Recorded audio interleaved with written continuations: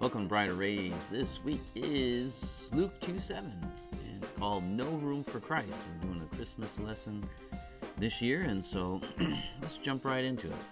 Let's take a look at Luke 2:1-7. It says, "In those days a decree went out from Caesar Augustus that all the world should be registered. This was the first registration with Quirinius when Quirinius was governor of Syria. And all went to be registered, each to his own town. And Joseph also went up from Galilee, from the town of Nazareth, to Judea, to the city of David, which is called Bethlehem, because he was of the house and lineage of David, to be registered with Mary, his betrothed, who was with child. And while they were there, the time came for her to give birth.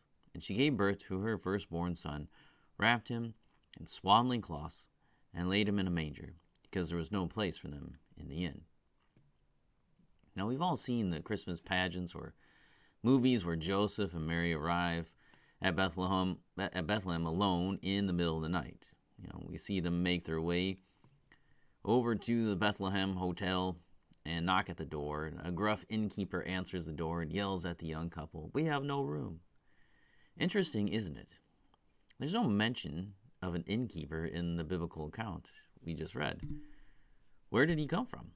Well, a tradition, I suppose, but not from the Bible.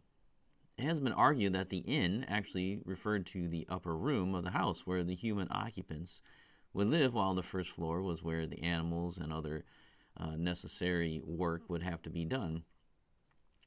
And that's where the animals would be brought in to be fed and to bed for the night. Now, according to this argument, the house upstairs was packed full of people, and the only place for Mary to give birth without a packed room of onlookers would have been in the lower room. So it actually was better for her to be in the lower room, where the instead of the upper part, the inn part, because that's where a little more privacy could have been. And so that makes sense. It wasn't because of something else, not because the inn was full, as if they were going to a hotel. But unlike the traditional retelling we know from Scripture, the small town of Bethlehem would have been full to the brim of those traveling to obey the Roman decree. So you have all the Jewish people who belong to the lineage of David would have been in Bethlehem. That's quite a few people. So they all traveled to Bethlehem. All the descendants of King David would have made their way to that city. The couple in a stable surrounded by a few animals is probably not the most accurate picture of what happened that night. But the baby Jesus lying in the manger, now that's true.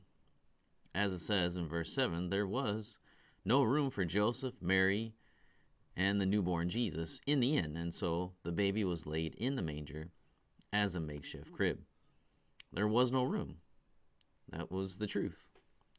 But have you ever thought about that statement? That phrase, there was no room for them in the inn. There was no room. Let's spend this week contemplating the implications of these words, of this phrase. There was no room.